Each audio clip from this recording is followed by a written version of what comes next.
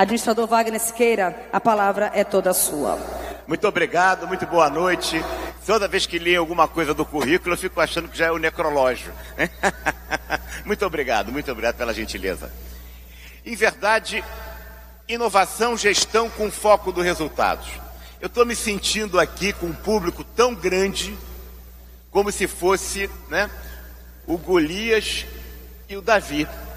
Né? Davi mesmo, era Davi e Golias, que colocaram ele nas armaduras para enfrentar o gigante Golias.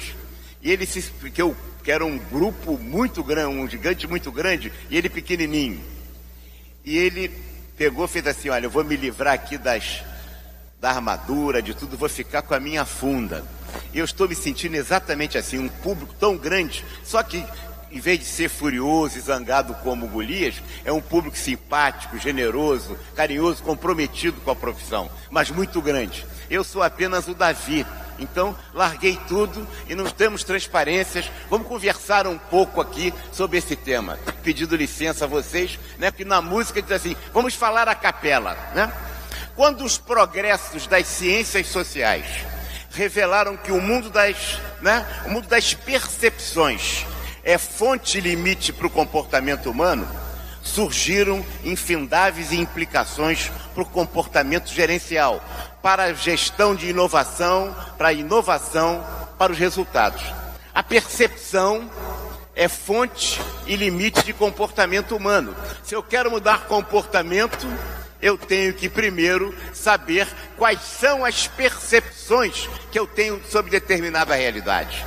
Então, uma primeira questão que precisa ser refletida aqui por todos nós é: eu estou focando o comportamento em si, isolado, ou eu estou focando as percepções, as fotografias que eu faço de determinada realidade? Porque a fotografia que eu faço determina a maneira como eu me comporto. Portanto, as regras, as normas, os processos, as rotinas, os comportamentos são como se fosse a parte do iceberg fora d'água, que está explícito, que está aparente, que todos veem.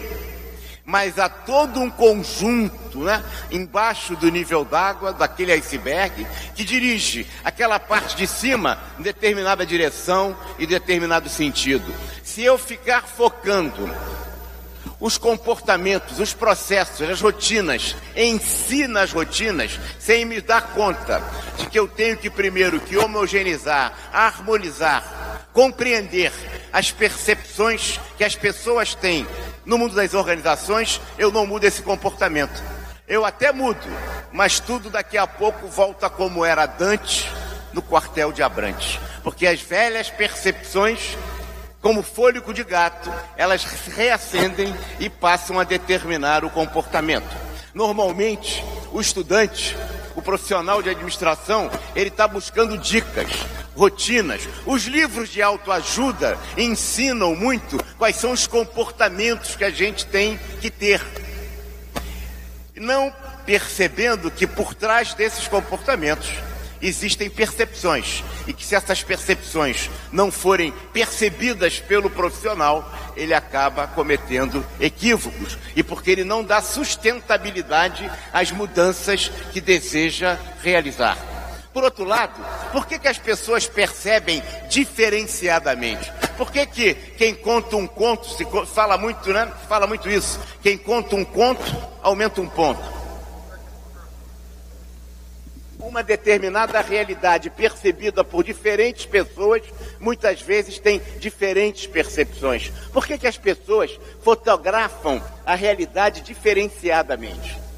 E aí se foi mais fundo no processo de compreensão do condicionamento do comportamento humano nas organizações. Foram nas concepções. Os conceitos, quer dizer, a estrutura de pensar determina a maneira como eu percebo. E em função disso, a maneira como eu me comporto. Se eu quero mudar comportamento, se eu quero gerar inovação, gestão com foco dos resultados, eu tenho que compreender quais são as estruturas de pensar. Portanto, vejam, o processo de ação do administrador é muito mais complexo, muito mais difícil. É de aplicação de conhecimento em ciências sociais, é de compreensão de ferramentas e processos técnicos, objetivos, mas a gente tem que compreender essa realidade. Nada mais prático, olha só que os alunos como é que vão ficar chocados, do que uma boa teoria, né, professor Jorge? E a gente fica perguntando, eu quero ser prático. Eu quero a prática. Não, nada mais prático do que uma boa teoria. Em verdade, a nossa prática pode ser decorrente de mais teorias que temos. E se eu quero mudar, eu tenho que tratar as teorias que estão subjacentes no meu comportamento, as teorias que sustentam o meu comportamento, e que são a estrutura de pensar, que para efeito de tentar explicar o que eu quero dizer aqui, essa estrutura de pensar, esses conceitos, essas concepções, podemos dividir didaticamente em 3 espaços. Uma coisa é o caráter, ou a mentalidade, as opções éticas, os valores, as crenças, as idiosincrasias pessoais, o dever ser. Quando eu digo o sistema de administração de pessoal da Prefeitura Municipal de Manaus deve ser assim ou deve ser assado, estou expressando uma opção ética, uma opção de valor, um dever ser. Isso tem implicação na maneira como eu percebo e depois na maneira como eu me comporto. Se eu quero mudar comportamento, eu tenho que entender que isso está condicionando e levando a minha maneira de perceber e, portanto, de me comportar. Mentalidade, vulgarmente podemos chamar isso, ou efetivamente chamar isso de caráter. O caráter da organização. Se fala muito isso em ética, né? Se fala muito em moral, né? E isso todo é uma discussão que depois caberia em outra oportunidade se aprofundar muito, né, sobre a questão se as organizações são morais, se as organizações não são morais, enfim, tem toda uma formulação que poderemos discutir isso com mais calma, mas mentalidade, caráter, dimensão efetivamente importante. A outra é a dimensão da capacidade, da competência, do know-how, das informações. O nível de dimensão cognitiva leva às percepções, que por sua vez leva a comportamento. Os conhecimentos vão levando a percepções diferenciadas e a comportamento. Isso gera uma estrutura de pensar. E, finalmente, nós temos a dimensão volitiva das necessidades, dos interesses, da vontade, dos desejos. Portanto, mentalidade, capacidade e vontade atuam na estrutura de pensar que vão condicionar a nossa percepção e o nosso comportamento. Vou dar só um exemplo para ver como é que isso funciona claramente no mundo real, né? Tem chefe que diz assim, tem também marido, em aspas, que não sabe que as mulheres estão empoderadas, viu, Nelson? Também diz assim, palavra de rei não volta atrás. Já viram o namorado falar isso para a namorada? Palavra de rei não volta atrás, né, Nazaré? É necessário que os subordinados sintam a autoridade, olha só que coisa horrível, daqueles que têm a responsabilidade pelas decisões. Isso é uma estrutura de pensar. Esse cara pode ser professor de teoria e técnica de chefia, de liderança. Saber tudo disso. Mas a vontade e a mentalidade gera uma percepção e um comportamento. Como é que ele vai ver uma decisão que ele tomou que não deu certo? Tende a fazer isso. Não é fatal, é provável, é possível. Ele diz assim, o que será pior, hein? Eu voltar de posições assumidas ou manter a posição? E ele fica, aí arruma uma ferramenta técnica, um computador, para abarcar todas as variáveis. E ao fazer isso, vai sair a solução. No comportamento, agora não tem mais jeito. Decidir está decidido. Por que, chefe? Porque palavra de rei não volta atrás. Quer dizer, o comportamento vinculado à teoria. Se eu não mudar a teoria, eu não mudo o comportamento. E para mudar a teoria, eu tenho que mudar a mentalidade, a capacidade e a vontade. Porque tem organizações que não funcionam porque não têm conhecimento. não tem know-how, não tem competência. Tem ou não, mas pode ter mentalidade e ter caráter. Há outras organizações que têm vontade, têm competência, mas têm comportamentos não muito éticos. A gente conhece tantas, né? Aqueles contratinhos de letrinha que a gente está assinando, que nem sabe o que está assinando. Não é verdade? Há organizações que sabem fazer, têm competência e não têm vontade. Quem sabe, quem gosta de futebol aqui, né? E muitos certamente gostam, sabe quando o treinador perde o vestiário, ele sempre perde o emprego. Por quê? Porque o jogador pode ser um craque, mas se ele não tiver com vontade de jogar, ele não joga e ele acaba perdendo o jogo, perde outro, vai estar demitido.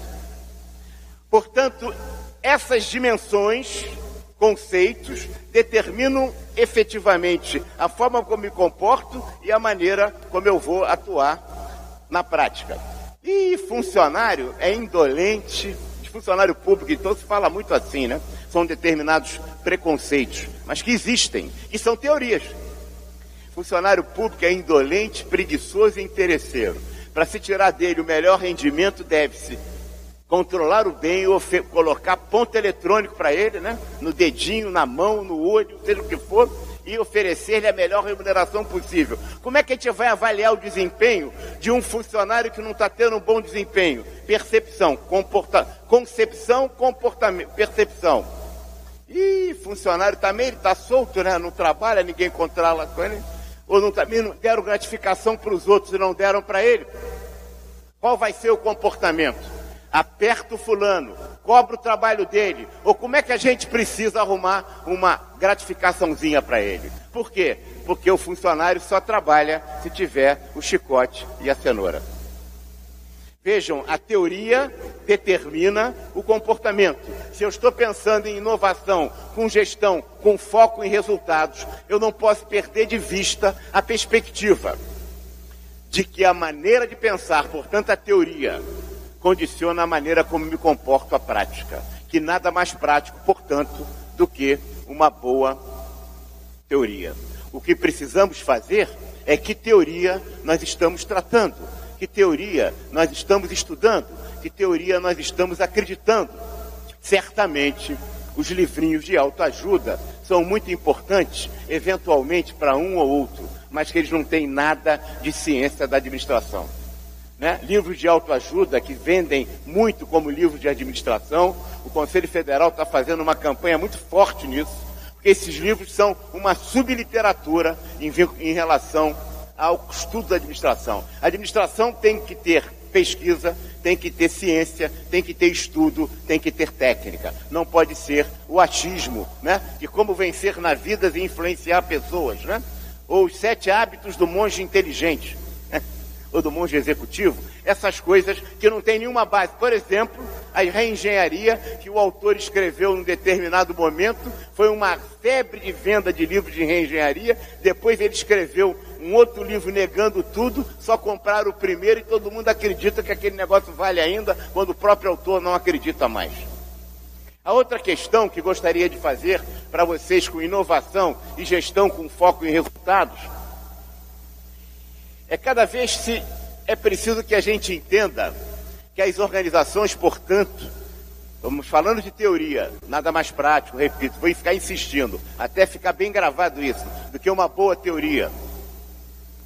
É preciso que se entenda que nós precisamos desenvolver a competência diagnóstica e não a competência prescritiva.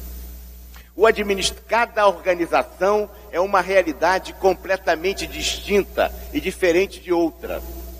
Não há organizações iguais. Portanto, quando o aluno pega e pede uma dica, ele tem que ter cuidado, porque aquela dica pode servir para uma determinada organização e não servir coisa alguma, ser o contrário, ser até o beijo da morte de uma outra organização. Se houvesse solução certa em administração, gente, era muito simples. Chamava-se os maiores especialistas de administração, identificava-se quais são os problemas. Problema A, solução A linha. Problema B, solução B linha. Problema X, solução X linha. colocava tudo no computador e colocava o administrador para dirigir, não, colocava o computador para dirigir. E o computador, o programa ia dirigir a organização, não precisava mais de gestor. É verdade, quando a organização quebrasse, ao invés de demitir o administrador, se ia demitir o computador. Ora, em verdade, não é isso que acontece. Essa não é a realidade que acontece no mundo das organizações. O que nós temos são circunstâncias bastante distintas em relação a isso. Cada organização tem uma realidade. Nós, estudantes de administração, muitas vezes ficamos buscando respostas certas para problemas que nós achamos que são certas. Não existe resposta certa, senão, como disse, se colocava no computador e estava tudo resolvido. E aí não precisava estudar, bastava apertar o computador. É verdade que algumas profissões já estão caminhando para isso e vão acabar. E vão acabar se não mudarem o seu foco. Mas é verdade também que no mundo das organizações, o administrador não vai acabar, vai precisar. Por mais que tenha inteligência artificial, as organizações são diferenciadas. Você precisa desenvolver a capacidade diagnóstica. Não seja como médico. Por que os grandes médicos, que não estão, os grandes médicos que até cobram muito caro nas suas consultas, são tão poucos hoje? Porque a maioria dos médicos acham que a profissão deles não é mais diagnóstica, é prescritiva. Você chega no consultório do médico, ele mal te olha, te cumprimenta assim, bota a mão estendida assim, te cumprimenta, Aí você diz tudo que tem, ele vai tudo botando no computador. Aí você acabou de falar, ele imprime. Traz esses exames aqui todos, não é assim? Aí você vai voltar para levar o exame para lá, ele vai te receber e no exame ele vai olhar no computador e vai dar os remédios que você vai tomar. Perdeu, ele não abriu o seu olho, não te palpou, não fez o exame, não te examinou como se houvessem pessoas iguais. Não há doenças, há doentes. É claro que aquele doente que se repete muito, você vai identificando características comuns, mas aquilo se expressa, cada doença se expressa especificamente numa pessoa. É também assim nas organizações. Se nós perdemos a capacidade diagnóstica, nós vamos dar soluções erradas, que funcionaram bem para uma determinada organização e que certamente vai funcionar mal em outra organização. Portanto, é preciso que a gente compreenda a cultura da organização, a sua história, as suas características. É um organismo vivo e que tem uma característica singular, única e específica. Portanto, o administrador, ele toma decisões com base no diagnóstico, não na prescrição. Isso faz a diferença do bom médico. Isso faz também a diferença do bom administrador. O bom administrador é o que diagnostica corretamente, porque ele vai implementar soluções adequadas àquele cliente. Não há solução única e específica para todos. Há uma solução específica para aquela situação específica. Portanto, é um equívoco do estudante de administração que fica buscando com o professor uma solução única que ele possa aplicar como um metro em todas as organizações. Porque cada organização que ele vai atuar é completamente diferente da outra. Isso dá uma frustração, eu sei, às vezes, em alguns trabalhos de TCC. O aluno faz um trabalho bacana de TCC, professor. E aí, que é baseado na sua própria empresa. Aí ele leva aquilo para o seu chefe, achando que fez uma obra-prima, e fez um trabalho bem feito, com boa orientação do professor, com boa orientação. Está lá o trabalho bem feito e você fica da verdade. Você acha que está com aquela verdade. E quem... Aí assim, e o chefe pega aquele trabalho e bota na gaveta. E você fica pensando assim, esse meu chefe é uma besta. É um bobalhão, não entendeu nada, incompetente. Como é que pode ser chefe? É verdade, pode ser que ele seja também, mas pode ser que ele não seja. Pode ser que nós estejamos errando numa estratégia específica de gestão, de mudança, de inovação, de busca de resultados. Qual é esse equívoco? Qual é essa diferença? Porque as organizações, gente, não são lógicas. as organizações são psicológicas. E a gente quer buscar as organizações como se elas fossem lógicas, como os computadores. Só que elas não são. E a gente estuda e entende, compreende na lógica dos estudos que fazemos e levamos a um equívoco clássico de achar que as organizações são lógicas. Não são. As organizações são constituídas por pessoas. Pessoas que se relacionam com outras pessoas para a consecução de objetivos, com seus problemas, com seus dramas, com as suas diferenças, com as suas características humanas. E a gente pensa que a organização vai responder como se fosse uma máquina. Se as organizações fossem lógicas, não há organização sem pessoa. Se eu tirasse todas as organizações desse centro de convenções aqui, belíssimo, né? Que tem uma estrutura, que tem seus funcionários, se eu tirasse todas as pessoas daqui, eu teria apenas um prédio. Não teria uma organização e esse evento certamente não estaria se realizando. Não há organização sem pessoas. Também não há organização sem propósitos. Também não há organização sem hierarquia. Você fala assim, acabou a hierarquia. Não. A hierarquia hoje tem diferentes usos de hierarquia, mas ele existe, ela continua, ele funciona, ela atua. Claro que na sociedade moderna ele é muito diferente em relação a isso. Portanto, gente, é preciso que a gente compreenda, como disse, as organizações não são lógicas. Se não são lógicas, elas são organismos vivos de ciências sociais. Elas também têm seus pensamentos. As suas estruturas, as suas psicologias. Como é que eu vou entender isso para intervencer? Olha aí, chefe. Como é que eu vou cooptar, envolver o chefe, os colegas, os subordinados, para fazer que aquele meu trabalho de TCC possa efetivamente funcionar, possa efetivamente ter resultados, possa efetivamente dar concretude àquilo que eu estou buscando. E não achar necessariamente que o chefe é que está errado porque não compreendeu a obra-prima que eu estou fazendo, no meu TCC. Eu costumo dizer, sabe, Inácio, que nos grupos de trabalho das escolas, você tem na faculdade, você tem alguns que são complicados. Tem um que é o camarada que diz assim, deixa comigo, eu cuido da digitação do texto. Em verdade, ele tem uma mulher, namorada ou uma secretária no trabalho que vai digitar tudo. Tem outro que diz assim, eu assino em cruz o que os colegas fizerem. Esse não quer fazer absolutamente nada. Assina em cruz. Conhece esse tipo? Né? E tem o que é o pior para trabalhar em grupo. Assim, deixa que eu escrevo tudo e faço tudo. No fundo, ele tem um profundo desrespeito pelos colegas. Ele diz assim, eu não vou deixar que essas bestas dos meus colegas atrapalhem a obra-prima que eu vou fazer sozinho. Né? E ele faz tudo sozinho, e o outro assina em cruz, o outro faz a capa, o outro digita, e ele diz assim, eu fiz tudo, eu sei que eu fiz tudo. E costuma, né? E é verdade, esse é muito bom tecnicamente, sim. Mas o gestor precisa ser bom tecnicamente, mas ele precisa conseguir resultados através de pessoas. Não nos esquecemos que administrar é obter resultados através de pessoas. Que administrar é obter resultados através de terceiros.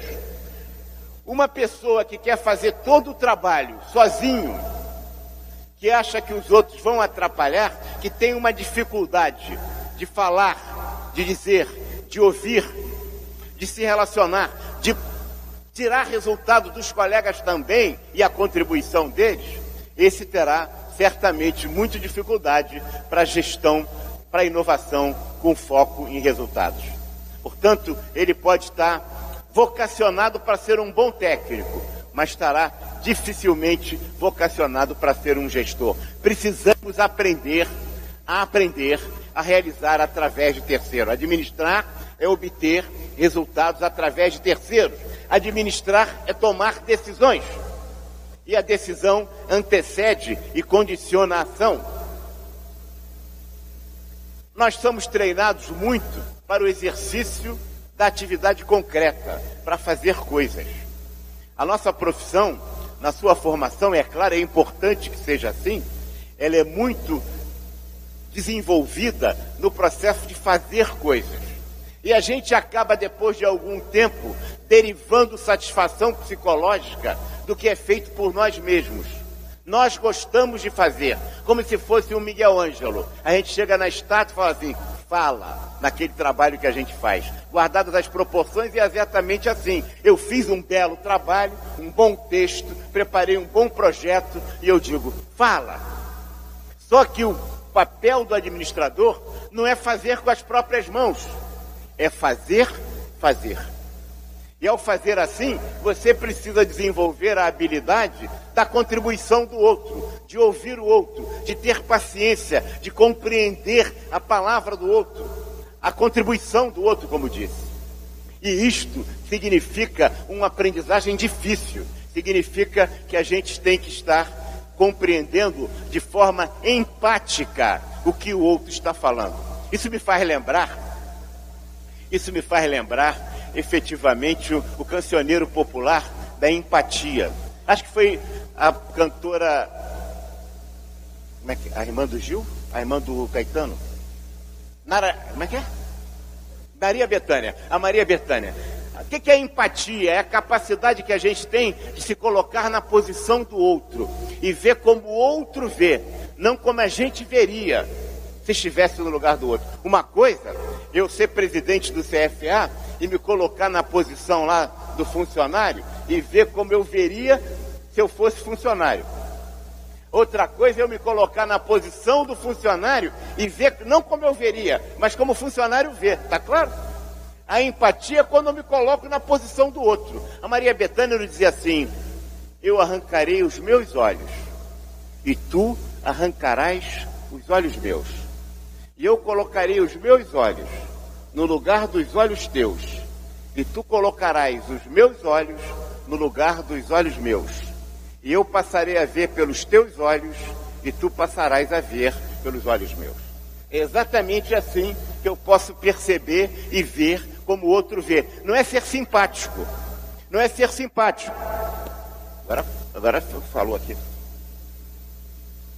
É ser empático. É se colocar na posição do outro. O executivo, o gestor, o administrador com foco em resultados, ele precisa fundamentalmente se colocar na posição do outro e ver como o outro vê, não como ele veria se ele estivesse no lugar do outro.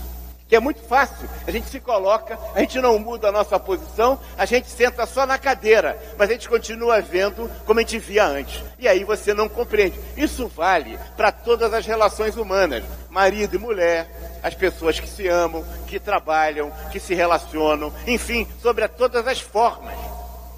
Para a gente evitar os complexos éticos que existem no relacionamento humano. Se nós olharmos bem, se fala muito em feedback, se fala muito que é preciso aprender a ouvir, não é isso? Todo professor fala isso, eu também falo, todos nós falamos, tem que aprender a ouvir. O professor fala, e isso aqui é que a gente aprende a ouvir, né? E a gente ouve. É verdade, é preciso aprender a ouvir, sim. E ouvir ativamente, empaticamente, se colocando na posição do outro. Mas eu vou chamar aqui a atenção de vocês para um outro aspecto, além de aprender a ouvir. É preciso aprender a dizer. E dizer destrói mais às vezes do que ouvir mal. Vamos pensar aqui, conteúdo e motivação. Conteúdo que eu estou falando é verdade. E a motivação do que eu estou falando é amor. Amor no sentido de respeito, do melhor da palavra, de respeito genuíno pelo outro, da minha motivação de querer construir. E se eu falo para a pessoa a verdade, e ela percebe que eu estou falando a verdade com a motivação de respeito por ela, de amor por ela, essa relação é positiva. E eu construo uma relação. É verdade que esse tipo de binômio verdade-amor é aquele que melhor constrói numa relação humana. É aquele que dá melhores possibilidades de um feedback. Verdade, desamor. Quer dizer, eu vou aguentando. Chega um ponto que eu não aguento mais, sabe aquele namorado que está me enchendo? Agora eu vou fazer a DR, vou discutir a relação. Eu vou lá e falo tudo que tem que falar, zero a contabilidade emocional. Mas o camarada percebe que aquelas cacetadas que ele está levando, a motivação é meter porrada mesmo. Se a motivação é essa, evidentemente que ele já reage, já fica, não encaixa o feedback. E em verdade, a gente trabalha pouco com verdade e amor, muito com verdade e desamor. O feedback, avaliação de desempenho do subordinado. A gente podia fazer a avaliação diariamente, a gente demora muito, quando vai falar, a gente vai lá e pim, fala tudo, só anota coisa ruim, mas não tem nada positivo não, porque a gente está falando verdade, é verdade, não estamos falando mentira nenhuma. Mulher nisso é muito forte, porque elas são absolutamente precisas, pim, vai acertando, mas a gente está querendo dar uma caquerada. Aí o camarada fica bicudo, né? Fica triste, macambúzio, fica o funcionário, as organizações são assim, chefe subordinado, colegas, isso acontece. E a gente diz assim para ele, sabe, a gente entra no terceiro processo do ciclo de conteúdo, motivação, que é o seguinte, sabe aquele negócio que eu te falei? Aquilo é verdade, mas não é bem não, você compreende, eu estava um pouco zangado ou zangada, eu falei mais duro, mas olha, começa a dourar a pílula. A gente vai dourando a pílula e vai abaixando, e vai diminuindo um pouco, mas mantém as coisas.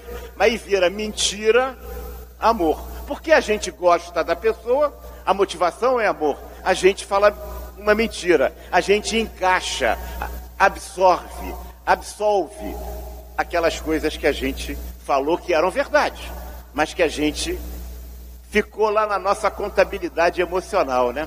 Mas ficou. E aí, a grande parte das relações das organizações, e por isso que o foco em resultado se perde, é que a gente fica de mentira, desamor, verdade, mentira, desamor, verdade, amor. Mentira, desamor, tá certo? Não falei de mentira, desamor não. Mentira, amor, verdade, desamor. A grande relação que existe é, eu falo a verdade por desamor, e eu falo mentira por amor. Eu fico mentira, amor, verdade, desamor. Mentira, desamor, verdade, desamor. Aí chega um dia que explode tudo. Mentira e desamor. Aí é guerra total, guerra do Vietnã, é guerra dos contras, é guerra da Síria, vale tudo, até xingar a mãe. Eu vou lá e pim, zero a contabilidade, a relação se explode. Em verdade, é preciso que a gente aumente no feedback, na construção de relações, o conteúdo ético entre verdade e amor, reduza a mentira, amor, verdade e desamor. Tá claro? É preciso que a gente faça isso, sob pena da gente contaminar a gestão de resultados no nosso cotidiano, no nosso dia a dia, nas circunstâncias em que nós atuamos, né? Então vemos, há teorias que sustentam o comportamento. O que nós estamos falando, basicamente, se nós não tivermos a teoria, não vamos fazer o bom diagnóstico. Se nós não tivermos a teoria, nós vamos querer dicas. Essas dicas não vão valer certamente para todas as organizações, porque cada organização é uma realidade específica, ela precisa desse diagnóstico e vai ter soluções certas. Se cada solução certa pudesse ser aplicada generalizadamente nas organizações, botaríamos o computador, e o computador estava resolvido, que ele dirigiria a organização, e que não é assim. Nós precisamos tratar essas questões efetivamente para que a gente possa, com foco em resultados, trabalhar nessas circunstâncias. É verdade que no contexto de foco de resultados no Brasil, e sei que não posso ficar muito longo porque tem um coquetel, eu tenho um adversário aqui forte, não é isso? Não é isso, Inácio? Posso ir? Então tá bem. Mas em verdade, algumas questões do clima, do meio ambiente, que precisam do meio ambiente organizacional em que nós vivemos no país, que se colocam para a nossa profissão de forma dramática também dos resultados. Nós temos uma justiça, por exemplo, muito lenta e muito cara. E isso, o número de demandas que nós temos na justiça atrapalha a realidade brasileira. Fazer empreendedorismo, fazer startups, é preciso descomplicar o Brasil. Nós estamos com representantes aqui do parlamento, vereador, deputado, pessoas representativas. Vocês imaginam, fazendo comparativamente, como isso afeta os resultados? O orçamento público é fundamental em qualquer sociedade organizada. É o orçamento que vai definir para o empresário aonde ele vai investir, aonde vai fazer os seus programas de trabalho, os seus planejamentos, os seus investimentos. Não é só importante para a administração pública o orçamento. Mas o orçamento é um recurso fundamentalmente vinculado à nossa profissão. Vamos comparar regimes presidencialistas. Quantas emendas o presidente Trump, dos Estados Unidos, pode fazer no orçamento americano? Nenhuma. Em verdade, ele não pode sequer encaminhar o orçamento público diretamente ao Congresso americano. Ele faz isso através do líder da maioria. Nós temos um regime presidencialista igual. Quantas mudanças de orçamento um governador, um prefeito, um presidente da República pode fazer no Brasil?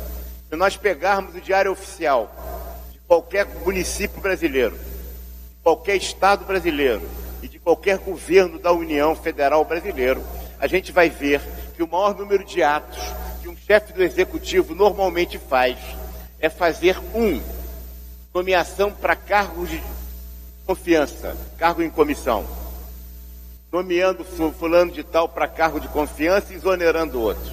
Outra medida, todo dia tem, transferindo o PT, o programa de trabalho, de um programa, PT aí é programa de trabalho, de uma determinada dotação de um lugar para outro. Significa que o chefe do executivo, o prefeito, o governador, o presidente da República, ele muda o orçamento todos os dias, praticamente todos os dias. Qual é a competência do presidente americano para mudar esse orçamento? Zero. Ele simplesmente não pode mudar o orçamento. Só quem pode fazer isso é o Congresso. Isto gera uma deformação no mundo empresarial brasileiro, a gente ter resultados muito fortes. É preciso orçamento no presidencialismo brasileiro, já que essa foi a nossa opção, para que o sistema de trabalho, e isso é uma função do administrador, questão do orçamento, podemos esquecer disso, não seja o que é isso, uma verdadeira ficção na gestão pública. Pode pegar o Diário Oficial de qualquer prefeitura o ano inteiro, que a gente vai ver a nomeação de cargos de confiança e a mudança do... São questões que afetam o foco dos resultados. Se nós não tivermos esta compreensão maior, e a compreensão maior nos leva a participar deste processo como administradores, porque somos cidadãos, isso afeta a nossa profissão e afeta o nosso país. Não há, em nenhum caso desse, exceção à regra. Em verdade, em casos extremos, se um prefeito, um governador, um presidente quiser, não é só as pedaladas. Não são só apenas as pedaladas. Ele pode mudar até 100% do orçamento. Primeiro porque a LDO, vota primeiro a LDO, né? Lei de Diretrizes Orçamentárias. Depois ele vota a lei, a LOA. Como a LOA vem depois, ela muda a LDO. E como a LOA vem depois, a LOA vem depois da LDO e vem também, não muda não? Muda. Fica o desafio. Quero ver qual é o prefeito no Brasil, na sua história, nos últimos 40 anos, que não tenha mudado o orçamento substantivamente através de decretos. Todos eles. Governadores também, e presidente da República também. Quero ver quantas vezes se foi visto nos Estados Unidos. Nunca. É um regime presidencialista. Pior. E também afeta a realidade. A gente está muito marcando a questão do legislativo. E é verdade. Só que quem legisla no Brasil não é o legislativo, é o executivo. nós olharmos 85% das leis federais feitas nos últimos 30 anos no Brasil tem por iniciativa o chefe do executivo. Isso é tão ridículo que só no Brasil existe vício de iniciativa. Significa o seguinte: vocês acham que possa ter negócio de vício de iniciativa no Congresso americano ou na Constituição americana, em que o parlamentar não pode legislar sobre determinadas matérias? Há em algumas prefeituras que até nome de rua o parlamentar não pode botar. Estou falando de 5 mil e poucos municípios. Qual é o país que tem vício de iniciativa? A Constituição consagra essa perversão. E ninguém fala isso. Os parlamentares não reclamam, configuram isso. Isso atrapalha o regime, porque afeta a gestão e a busca com foco. Quantos projetos de lei o presidente americano pode mandar para o Congresso? Zero. Ele não pode mandar, não estou dizendo que o americano é uma beleza, não. O regime é tão ruim quanto o nosso. Só que lá funciona. A gente está dizendo que a gente precisa fazer funcionar o nosso. E estou apontando deformações e perversões que precisam ser corrigidas na sociedade brasileira, na administração brasileira. E isto é uma responsabilidade nossa como administradores também. E não discutimos isso, porque isso consagra uma ficção. Eu vou pior. Isso consagra uma fraude institucional. Isso frauda a democracia. Como é que pode ter vício de iniciativa em lei? E como é que um chefe do executivo pode mudar o orçamento? Ele pode mudar o orçamento, ele é Sua Majestade Imperial, o presidente da República do Brasil. O prefeito também, o governador idem. E faz isso por decreto. Isto, quando são déspotas esclarecidos, fazem bons governos. Quando não são déspotas esclarecidos, fazem um desastre na gestão pública. Porque o pesos e contrapesos, os controles de uma instituição por outra, são jogadas no lixo. Então é preciso que a nossa profissão esteja consciente. A nossa profissão, durante muito tempo, se recusou a participar da discussão desses debates. É nesse sentido que nós estamos aqui encerrando, viu, Inácio, com o nosso raposão. O raposão é exatamente o simbolismo da raposa que entra no galinheiro para se dar bem. Uma questão é, evidentemente, a modernização que os bancos precisam ter para acabar a zero as fraudes que são produzidas no pagamento de boletos. É legítimo e correto. São investimentos que o banco tem que fazer e que o sistema bancário precisa fazer e que a gente compreenda que isso representa um custo. Outra coisa é você fazer a perversão. A função de um banco é ativar a economia, não é ganhar dinheiro através da cobrança desmesurada de taxas de serviço dos seus clientes. Hoje existem 2 tipos de boletos: os boletos não registrados e os boletos registrados. O que está acontecendo já em processo? A Febraban se reuniu sob a justificativa, que é legítima, de combater a fraude através de maus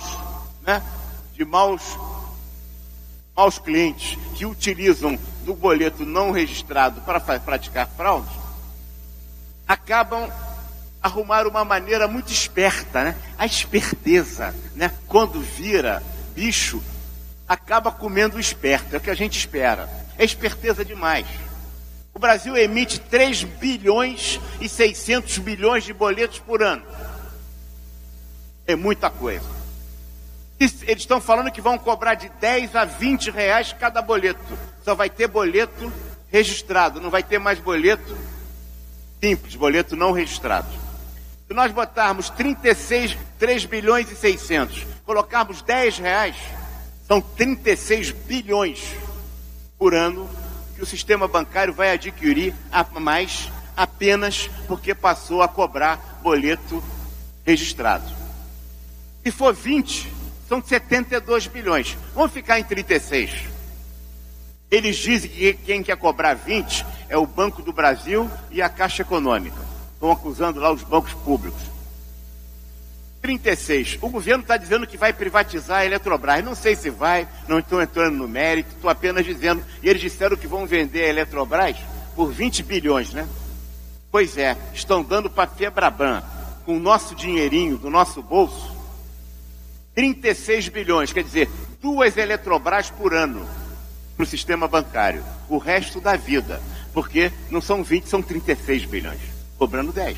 Já começaram em julho para boletos acima de 50. Agora são boletos de mais de R$2.000 a partir de setembro. Todo boleto de mais de R$20, de 200, de R$2.000, paga agora os R$20. E a partir de dezembro, boletos de qualquer valor.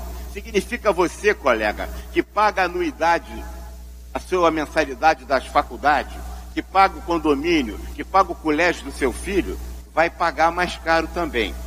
Surpreendentemente, a sociedade está calada com isso, porque isso está sendo feito de forma absolutamente subreptícia. É essa campanha que o Conselho está fazendo, sem nenhuma conotação político-partidária, mas com uma conotação política, evidentemente, porque ninguém exerce a cidadania sem exercer um papel político. Vamos nos meter, sim, nas questões que afetam a nós, Conselho, mas fundamentalmente a nós, cidadãos. Não é possível engordar mais o raposão, porque, evidentemente, que eles não vão gastar 36 bilhões por ano para fazer sistemas de controle para combater a fraude. O que eles vão gastar é uma merrequinha em relação a esse volume de dinheiro brutal que vão ganhar. Pior de tudo é que as autoridades monetárias do Banco Central e do Ministério da Fazenda continuam caladas, em silêncio cúmplice em relação a isso. Isso é custo Brasil. Isso é custo Brasil, sim. Isto é, num momento de crise, uma verdadeira tungagem no bolso do cidadão. E é isso que o Conselho está realizando, é por isso que nós estamos participando, é por isso que nós estamos colocando isso, e queria agradecer a mobilização desde o primeiro momento do Conselho Regional do Amazonas nessa luta, nesse combate, nesse entendimento. É por isso que o Raposão está aqui na porta, simbolizando o verdadeiro esbulho, porque agora quem está tributando de fato, isso é uma taxa, que é pior, uma taxa que não tem contraprestação de serviço produzida efetivamente pelo sistema bancário em cima do bolso do cidadão. Bancos que têm os maiores resultados do mundo, que cada vez mais são menos resultados pela ativação da economia e mais resultados pela cobrança de serviços e taxas que são indevidas. Cada vez está mais caro se manter eu vou pagar pela internet, não vou pagar o boleto. Você vai pagar o boleto e vai pagar do mesmo jeito, apenas você está mudando a forma como você está pagando. Todos nós vamos pagar e não vamos escapar com isso. Por isso, temos que denunciar isso. Estamos fazendo uma petição no Conselho Federal no site e pediremos que aqueles que compartilham com esses ideais, com essa luta, vamos fazer ação civil pública. Estou perplexo como é que o Ministério Público não se meteu ainda nisso e também está calado, cúmplice desse processo. Então, o empresário vai acabar repassando isso para o cidadão. Você imagina quantos boletos você paga por ano? Você paga muitos boletos. Se for na média que eles estão falando, mínima de R$10, imagine quanto isso vai afetar o seu orçamento. Quando a gente fala de 3 bilhões e 600, dá tanto recurso assim. Então, é nesse sentido que gostaria de colocar, de agradecer a atenção de vocês e lembrar sempre, é preciso que o estudante compreenda. Ele vai se formar e aí ele tem um compromisso com o estudo eterno. A sociedade do conhecimento, o conhecimento vai cada vez mais sendo superado. Se nós não estivermos comprometidos com o estudo, não adianta. É igual o atleta, ele tem que estar sempre treinando. Nós vamos ter que estar sempre aprendendo alguma coisa com alguém, ensinando alguma coisa com alguém e cada vez mais lendo, estudando. Muito obrigado a vocês pela atenção. E se tiver pergunta, à vontade.